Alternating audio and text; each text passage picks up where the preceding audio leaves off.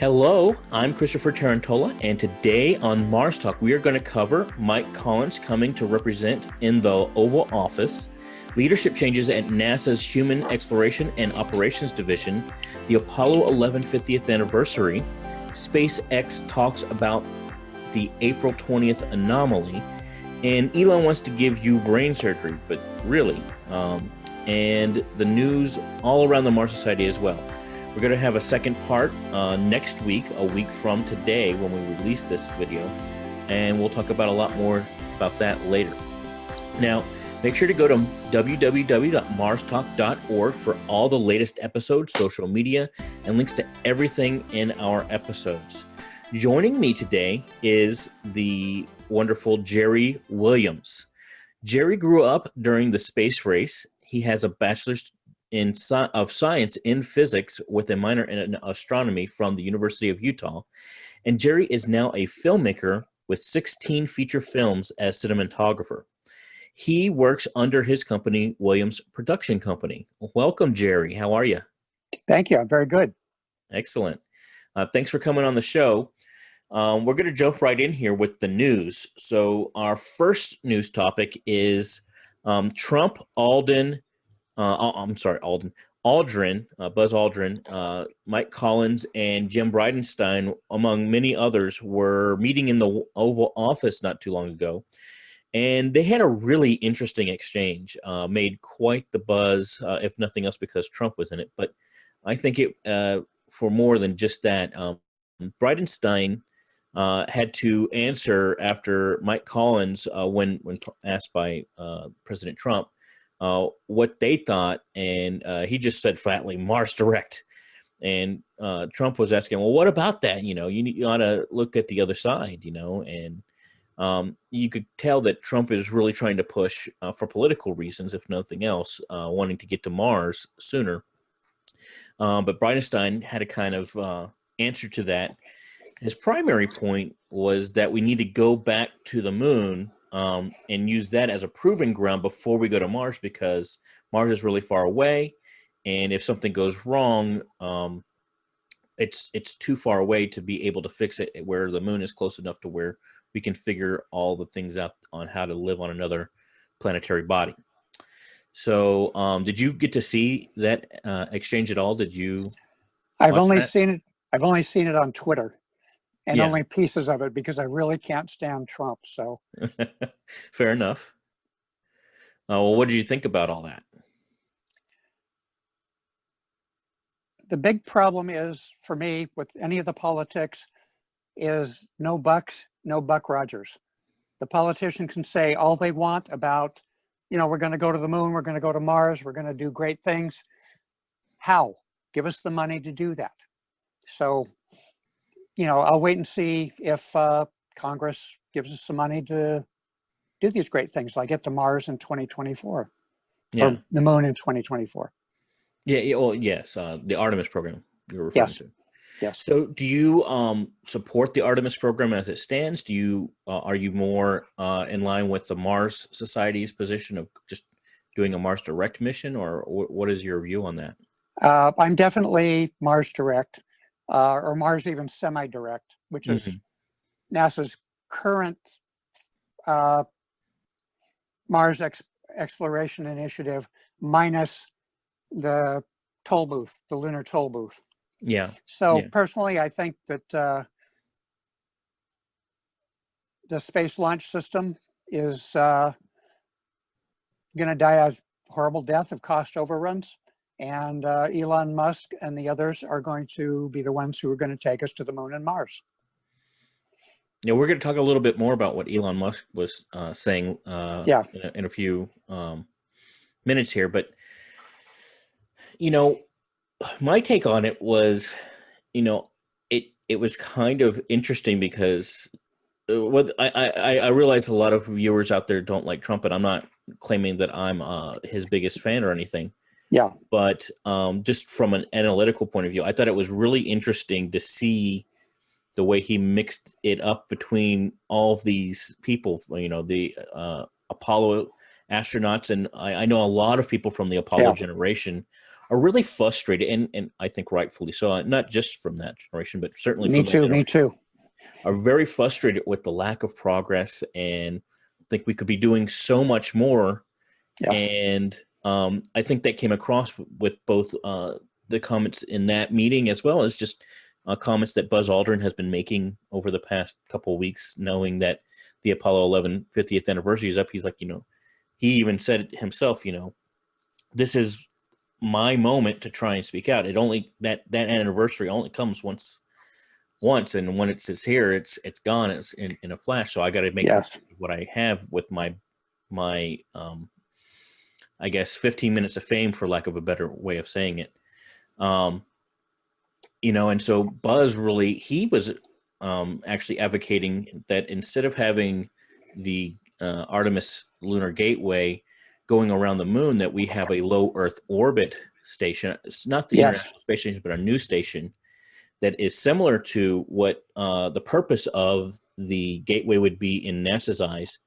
But having it in low Earth orbit, he says, half of the cost of getting to space is getting into low Earth orbit. Exactly. There, the delta V requirements to anywhere else are a lot less. Yeah, I think That would Robert be a Heinlein smarter- originally said that. I'm sorry, say that again. Robert Heinlein originally said that. You get to low Earth orbit, you're halfway to the rest of the universe. Yeah, that's exactly what he was quoting. Yeah. What do you think about that kind of architecture? I haven't even really thought about it too much, having that sort of an architecture, but I think it's perfect. I mean, the Space Station 5 from 2001: A Space Odyssey. yeah, That'd be a great place to be launching missions, not only to the moon, to Mars, and everywhere else. Buzz Aldrin has his Mars Cycler program, where he has a cycler continually going between Earth and Mars, and he picks up people at a low Earth orbit, takes them to Mars, drops them off there, it comes back, and meanwhile another one's doing the same thing. So pretty soon you've got 2 or 3 cyclers constantly going between Earth and Mars. creating like a you have your trains and they come at a certain time, and Exactly. you show up at the right time to pick it up and get on the Yeah. train. Interplanetary railroad. There you go. Well, I think, just thinking about it myself, it would be interesting to do it that way, because you got all of these commercial companies starting to really, launching with SpaceX, which I think has been the primary driver. Yes. It's SpaceX basically, with all of Elon Musk's endeavors. He's a disruptor. He disrupts the current economics of whatever industry he's getting into, whether that's cars or Neuralink is more of a disruption of society. And Well, PayPal. yeah, even going back to PayPal and everything else that he does.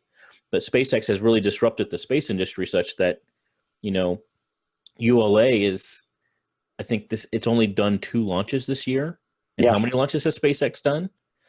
And, I think Blue Origin is close on the hills. They're not quite there yet, but once they get going and start launching, I think it's going to ramp up pretty quickly. Yes. And, Boeing is, I think, doing a better job than some of the other old school contractors in trying to keep up, but they're still having a hard time with the SLS and all that. Exactly. But I think it's very feasible, and it looks like the trajectory is there now, that between smaller rocket companies like what's the one out of New Zealand, Rocket Lab, is it? Yes, I think so. I think it's Rocket Lab. Forgive me if I got that wrong, but you got all these smaller companies that are able to do these small payloads to do just something that a university might be able to put together something and pop it onto the rocket with another mission or something. And then you got SpaceX, which is, at this point, it's going strong between Falcon Heavy and the Falcon 9. They're saying in 2 or 3 months, I know I'm skipping ahead, but in 2 and 3 months, they're going to be able to launch the Starship, not just the Starhopper, but the first Starship prototypes. which means, next year, the year after that, they're actually going to be launching these things to space with payloads and what have you. I mean, maybe that's Elon time and you got to account for 1 or 2 years beyond that. But even still, that is such a huge change that to be able to build one of those stations, Yes. where you actually have some gravity rings and you actually do some gravity research and start going out to places like Mars and the asteroid belt and beyond. I think it's almost inevitable at this point, which is really exciting to see. And I think, we It's just yeah, taking a lot longer to do that than what we expected, especially back in the Apollo days. absolutely. 50 years ago, I was watching the Apollo land on the moon. I was convinced I was going to be vacationing on the moon, probably retiring there someday, and watching the colonies on Mars being built and the rest of the solar system getting explored. 50 years later, where's my flying car? Yeah. Yeah. Well, it's, I mean, you look at, you mentioned 2001: A Space Odyssey. I mean, Yeah. that very much, My, I think one of the reasons why it is such an iconic film, besides, the craftsmanship of the cinematography, which I know you might know a thing or two about, being in the business, is it's such an aspirational look at what could be. And at that time when it was made, I mean, there was no reason to believe that it wouldn't be something like that. Maybe the no. design And of the we ship had, was slightly different than what it would actually end up being, but we hadn't even landed on the moon at that point when 2001 came out. was it 67? 68. It was 68. Yeah. Yeah, Almost, so but it not was still quite. a year away. Yeah. Yeah. Um, but anyway, I think there's a lot to be excited about. I think NASA is going to get on board. I think they're going to be drag kicking and screaming. But at some point, even Congress and even the jobs program that Congress has been engaged with Yes. is going to have to go away. My guest from the last episode, he was talking about how same thing was when steam engines came along, Yes. and the railroad, and it's just it is typical of society and industry, and so I think we're finally getting to that point where the tipping point's going to fall, and it's going to fall pretty quick. Yeah. Buggy whip manufacturers used to be a big business. And now, how many are there? Don't ask me. I have no idea. But I point taken. So let's move on to the next topic Sure. here. It kind of dovetails in all of this, really does. Bill Gerstenmaier and Bill Hill have been shuffled. They haven't been like let go from NASA altogether, but they have been removed from leadership at the Human Exploration and Operations Directorate. And I think this is just one more sign that what I just said is happening. That NASA is coming, dragging, and screaming, but they're starting to change how they do things to try and get that 2024 moon landing. Yes.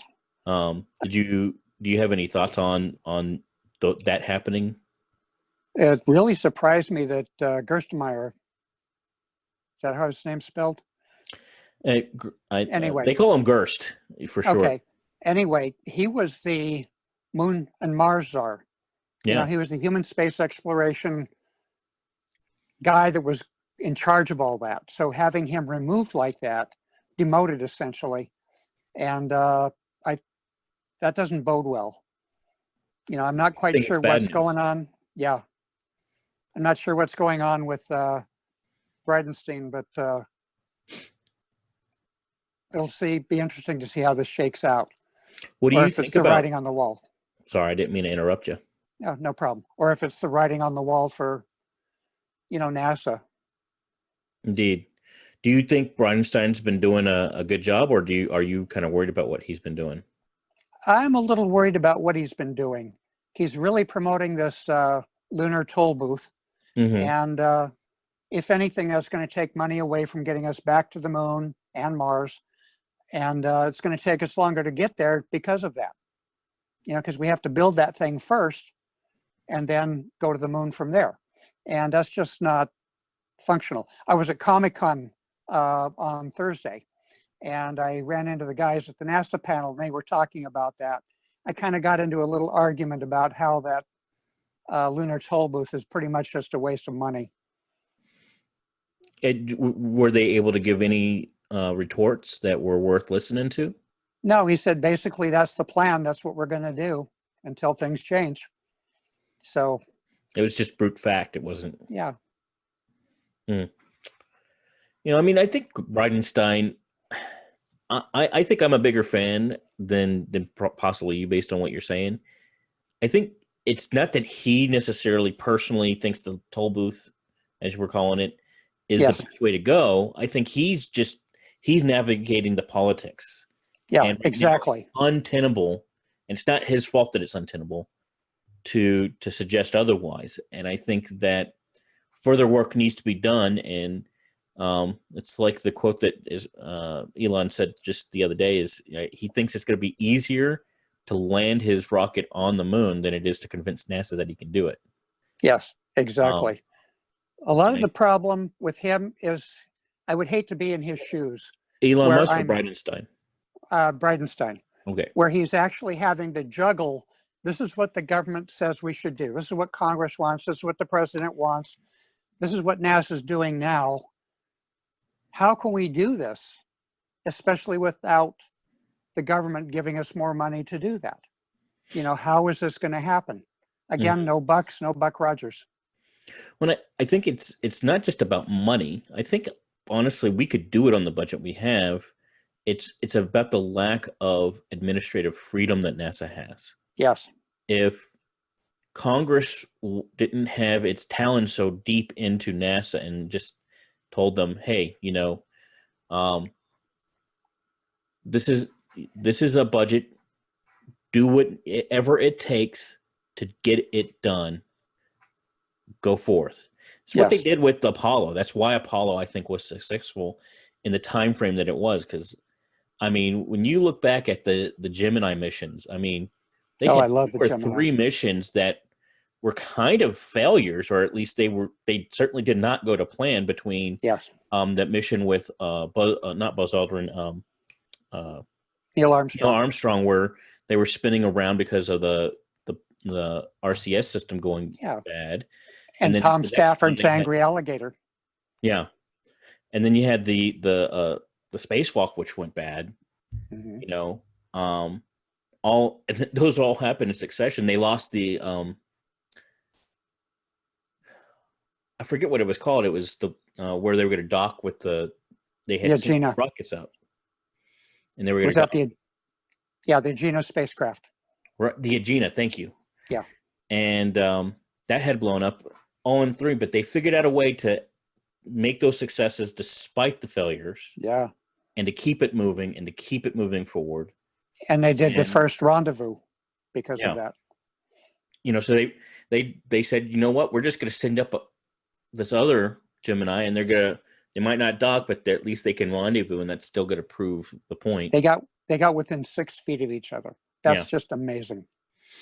I mean, especially at that time. I mean, it's hard to fathom because we see stuff all the time. When we got, the last crewed mission it wasn't crewed, but the Crew Dragon came up and docked automatically. I mean, there was nobody on board, and it just did its thing because we have computers that can do all this stuff and all the sensors. Yeah. They didn't have all that back then. It was just. Well, what's even more amazing was with Gemini 6 and 7 especially, orbital mechanics are counterintuitive. If you boost forward, it puts you into higher orbit, which actually slows you down. And you just have to think backwards to do all that. That's where Buzz Aldrin finally got the name in Gemini 11, I believe it was, of Dr. Rendezvous. Because he kind of figured all that out mathematically and knew what to do. Right. Well, and the only reason I have any sense of what you're talking about is because I played Kerbal Space Program. Yeah, exactly. And, at least I had that interface, but trying to figure that out on paper, and I could not imagine. Yeah. I'm certainly the brain power is not up there for me. Um, well, let's talk a little bit more about that. So, July 20th Sure. was the Oh, anniversary, yes. 50th anniversary of Apollo 11. My family, we spent time. We watched Apollo 11, the movie, or the documentary that just came out. Yeah. Which is an amazing documentary.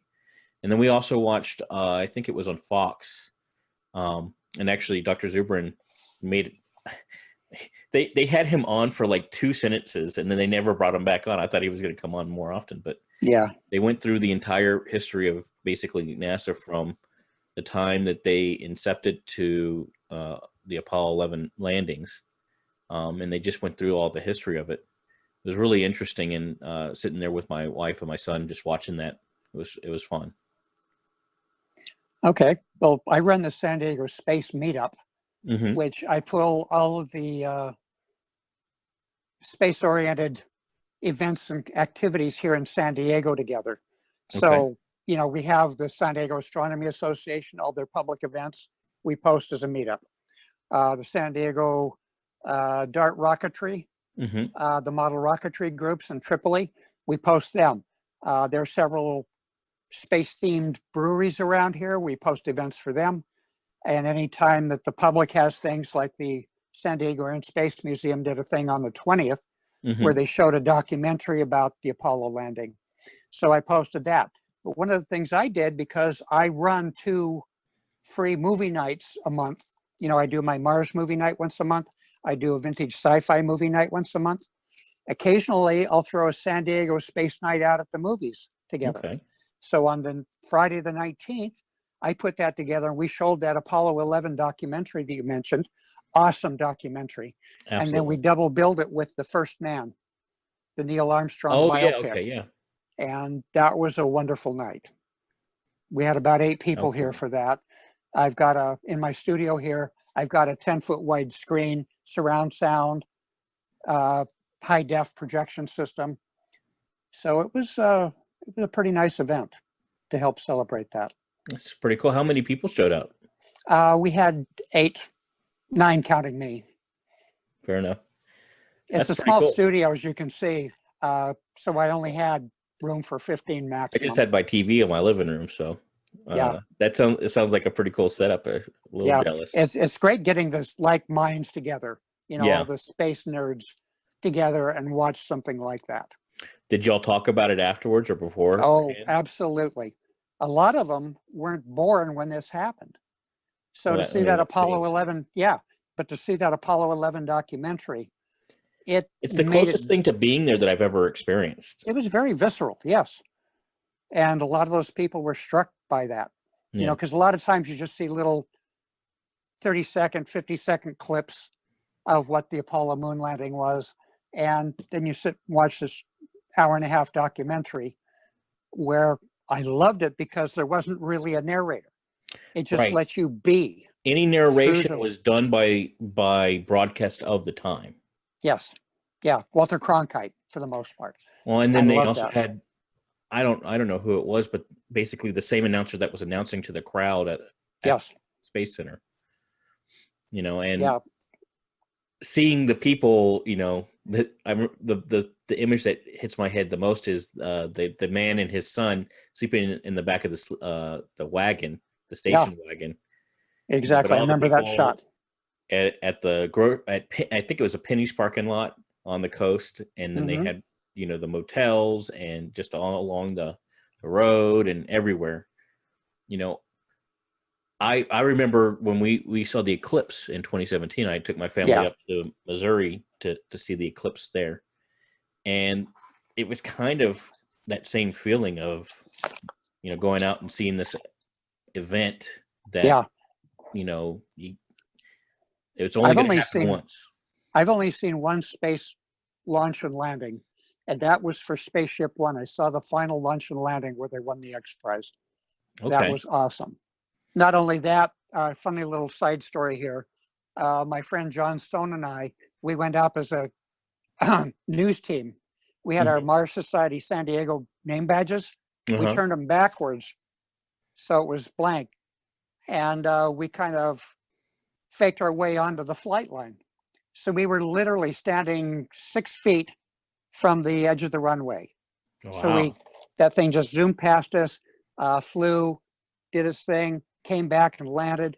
And I was there, and I had my video camera at the time, captured that whole thing. It was just amazing experience. Yeah. I can't wait. I think whenever they're going to start launching, I'm going to have to make a trip down to Boca Chica or something and see one of those launches, because I think that is going to be something to see. Yeah, exactly. I live in Texas, but that's still like 12, 15 hours away from truck. Exactly. It was like a 4-hour drive for us to go from San Diego up to Mojave. There you go. 4 hours, that's nothing around here. No, and that was in the middle of the night. We had to get there crack of dawn because that's when they rolled out. Gotcha. Yeah, I can't do that late night driving anymore. Maybe when I was in college, but nowadays I gotta. And me both. I gotta. If anything, I wake up early and you get those bonus hours. You wake up 3, 4, 5 in the morning, and before everybody's on the road, Yeah. All right. Well, let's move on to the next story. Okay. SpaceX released its findings regarding the Crew Dragon anomaly from April 20th. So, as you might remember, on April 20th, they were testing. Crew Dragon had gone up and docked with the space station and then come back down. And that was going to be, and then they were going to test it, and then they were going to send it to do a launch abort test. And then they were going to be able to do their first crewed flight with the actual crew in it. Yeah. When they were testing after that initial uncrewed flight, apparently what happened was there was a leaky valve associated with the Super Draco thrusters. So they have the RCS thrusters, which they just call the Draco thrusters. And then they have eight thrusters in the 4 quadrants of the vehicle that kind of go mostly down, slightly diagonal, that basically provide the landing ability for the and it's also the emergency escape system as well for the capsule. Yes. Apparently, there was a leaky valve that leaked liquid propellant into an area where there was gas hydrogen, and that immediately caused an explosion when the two touched each other. Essentially, a chemical reaction happened and destroyed it. What they have done since then, they have engineered a couple of fail safes into where I guess, and this is a very low level understanding. It was caused by a certain pressure buildup or something in the system, and so what they've done is created like it looked like a little round, and I'll show a picture of it on top of my face or whatever. A little round fail safe that if that pressure happened again, it would pop and let the fluid come out in a place that wasn't going to cause an explosion. So that ought not happen again. And it's a good thing because that's why you have the testing, so that you can find these things out and fix them before you have a crew in there and not after. So yeah, it's better to fail on the ground than in orbit. There you go. Or on the way to. So I think they've put it behind them. They've moved forward. Bridenstine did have some pretty strong criticism a couple of weeks ago regarding how transparent SpaceX was when it first happened. I think what he said is they've created new language in their future contracts such that if something like that, and SpaceX and NASA would be out within hours of an event like that, talking about what happened and why. And, obviously there would be an investigation like there was, but that there just needs to be more transparency because there's a lot of criticism around that. That actually kind of surprised me because I thought SpaceX was very transparent in their whole handling of this. Indeed. I mean, you can find things online about what it is, what they're looking at, and just kind of follow along with it. So I'm not quite sure where that's coming from, other than NASA prefers the old aerospace, and they're kind of fighting or resisting SpaceX and their disruptive technologies. I remember the day after the event happened on Twitter, if no place else, lot of people that were not part of NASA and are generally SpaceX fans, or at least not unbiased, if nothing else, or at least outwardly unbiased. Yeah. We're giving criticism because of the lack of transparency. Because SpaceX, the only video that you could see was actually it was leaked video. It was not official SpaceX, and SpaceX didn't go out and do like a press event or anything like that. And I think people were wanting to know, like, okay, this obviously was an explosion. What happened? And all they would say was there was an anomaly, and we're looking into it. And I guess I don't know what more could be done, but I don't really have an opinion one way or another. But I know Bridenstine, he wasn't happy about it. And I think because he got a lot of flack, and so I don't know. I think more transparency is only a good thing. But yeah, plus SpaceX is a contractor with NASA. Yeah. You know, that's where they're getting the bulk of their funding to do all this stuff. So, you know, I think NASA was actually pretty much in the loop. I think Bridenstine probably wasn't that much in the loop. That's my personal opinion. Gotcha. Well, speaking of Elon, but moving on to something a little bit more tangential to what we typically talk about. Yes. Is he did a presentation on Neuralink, primarily for the sake of recruiting, he said in the presentation. But what they talked about was they are in development, or they have developed a really super tiny microchip that has really thin, tiny electrodes, much smaller than the electrodes that you would typically see in any current neuroscience going on today. And they also had to invent a robot that down the line, assuming approvals happen and what have you, with the FDA and I don't know what other bureaucracy might need to be in place. But assuming everything goes as they plan, this robot will stick these little micro electrodes into your brain. They'll cut a little hole in your skull, stick these electrodes in your brain based on where a neurosurgeon would point them out to try and stay away from vasculature, to keep from bleeding too much. And then the chip would kind of seal that hole in your skull. And then it would communicate through Bluetooth or some sort of wireless communication to a device that would sit behind your ear that looks kind of like a hearing aid or a large hearing aid. And then that could connect to your smartphone, your tablet, what have you. And then you could basically have a brain computer interface to control mouse, keyboard, and eventually who knows what else.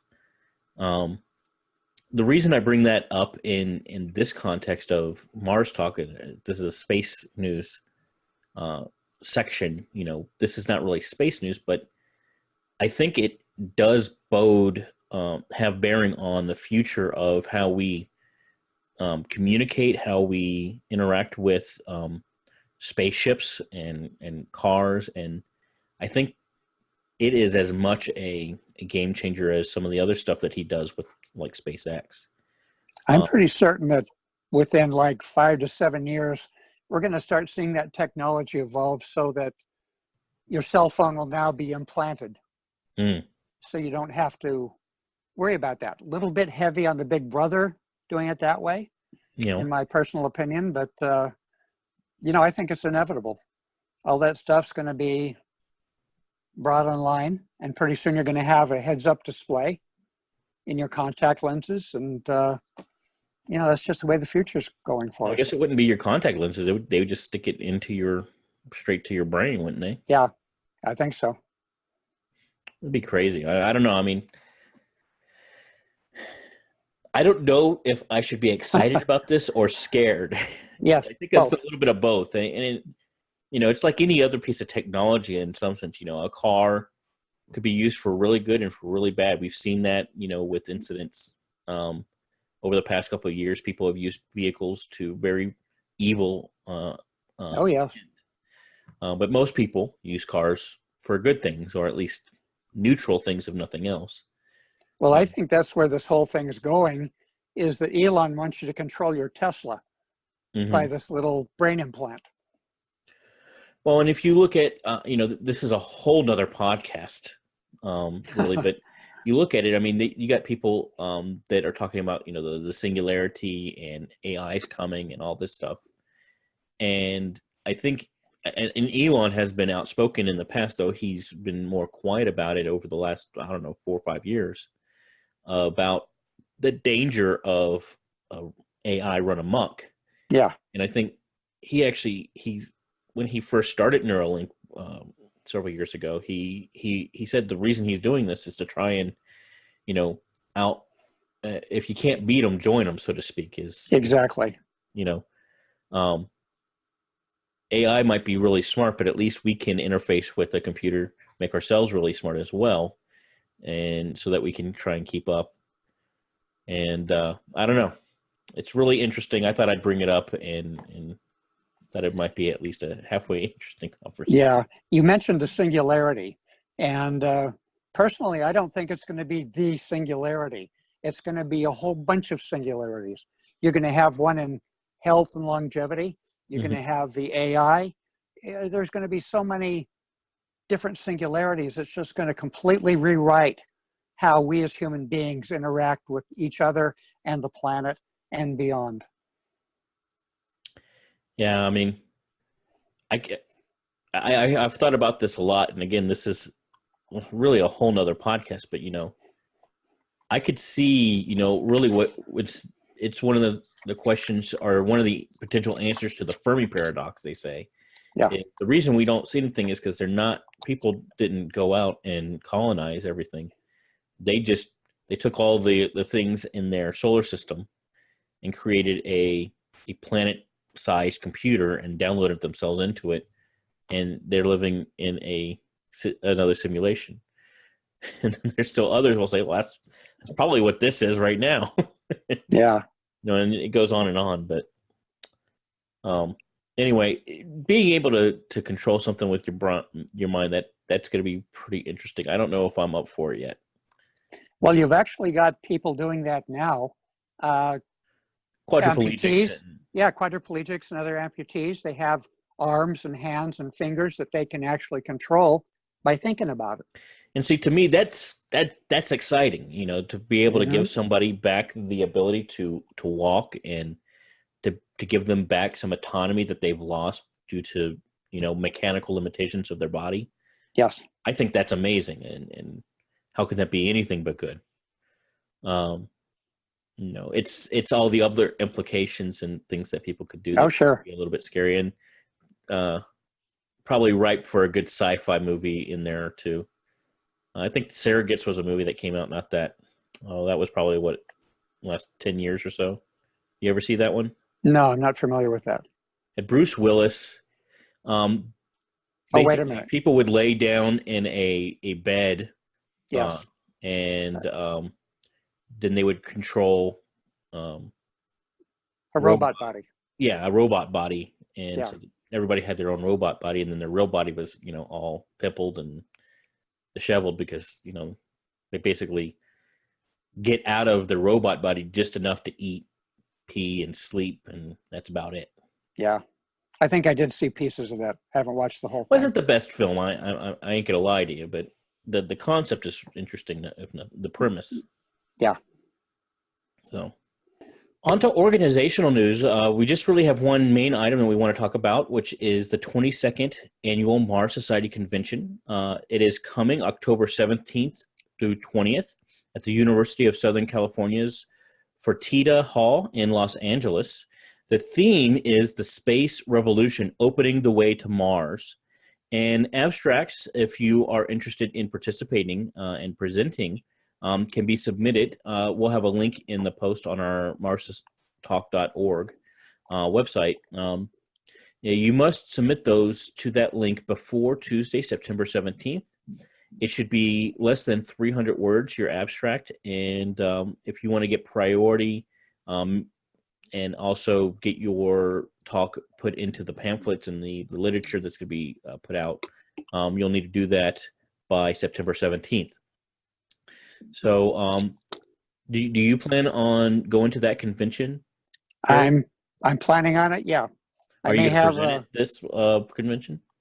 I would like to, because I got hold of a Mars film that is very, very rare. It was only aired on television as a made-for-TV movie once, Oh wow. and I've never been able to find it.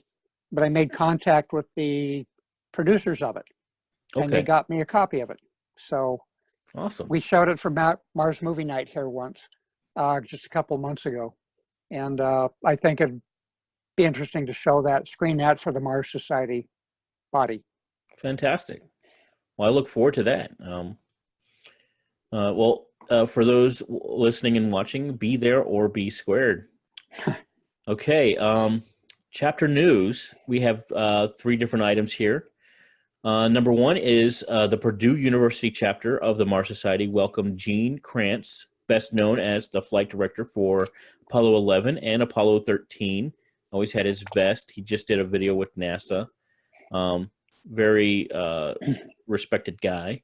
In addition to his 2-hour presentation during this 50th anniversary celebration, guests were treated to a wide range of experiences. They had activities including viewing original space program artifacts, crafts for the kids, and the highlight was space ice cream. So congratulations to Purdue University chapter on a successful event there. Have you ever tasted space ice cream? I have. It's been so stinking long that I don't really remember, because I was a child at Space Center Houston. Man, I can't even remember what age I was. I must have been like 9 or something. We actually gave those out for one of our Yuri's Night World Space parties. Oh yeah? We get together every year and have a local event. And one year we had like 6 or 8 bars of that and gave it out to some of our attendees. Oh, cool. It was not very well received, shall we say. The kids loved it. Quite like going down to the gelato. Yeah. No, the kids loved it. The older folk, no. That's funny. If I ever get another chance, I'll have to try it again. Well, in any case, keeping with the 50th anniversary celebration, Mars Society Brazil hosted a 2-day event at the Technological Center of Engineering, and activities included different speakers, and they had some debates as well, which is fantastic and good on them. And then finally, we had Mars Society China is, as we speak, hosting our very own Lucinda offer, as well as Dr. Zubrin's daughter, Angela Zubrin. And they are having a blast in Shanghai, China right now. They've been there for several weeks as they participate in Mars Camp. I think Lucinda has 15 more days from the time of this recording. On Lucinda's first day, she told me a student actually had asked her to go sit down with her at lunch so that they could discuss general relativity. So pretty interesting stuff going on there. That's great stuff. Her Facebook page, she posts a lot of that stuff, and it's just pretty amazing what's going on there. Absolutely. China is really kicking it into turbo gear, both the Mars Society China as well as just the country in general when it comes to space. Yeah. They're doing a lot of stuff there. All right, so that's it for part 1. We'll release part 2 exactly 1 week from the Friday that we released this video. So make sure to go check that out to see the rest of our time with Gerry here. We'll be talking about his Mars movies. We're going to talk about Mars Society San Diego. And we're going to do a lightning round on the rest of all the space news, which we have a lot lined up. So thank you so much for watching, friend. Please help us. Like, subscribe, comment, share. Volunteer to be part of the team. You can find all the links for all of that at www.marstalk.org. You can also find the latest episodes there and all of our social media. You can follow me on Twitter at Architechnid. That's ARCHITECHNID. And of course, you can follow James Burke at James Burke, also on Twitter. Now, Gerry, if folks want to get in contact with you, what's the best way for them to reach you? Let's see, probably through my San Diego Space Meetup, Okay. or the MarsMovieGuide.com. MarsMovieGuide.com. Yes. All right, we got it then. I also have on Twitter, I'm at Mars San Diego. At Mars San Diego. And that's the Mars Society San Diego. Or is that just you? That's me, but I post predominantly Mars stuff. Gotcha. You know, there's so many images coming down every day from the 8 spacecraft we have at Mars. Yeah. That I just repost them. Gotcha. Well, we'll definitely check that out. I'll make sure when we post our Twitter that we'll link that as well. And so that's it. Thanks you so much. Mars Talk is presented by the Mars Society, produced by Lucinda Offer, Nora Hovey, James Burke, and myself. We thank you so much, friends, for watching. Thank you, Gerry, for being on, and we'll see you next week. My pleasure.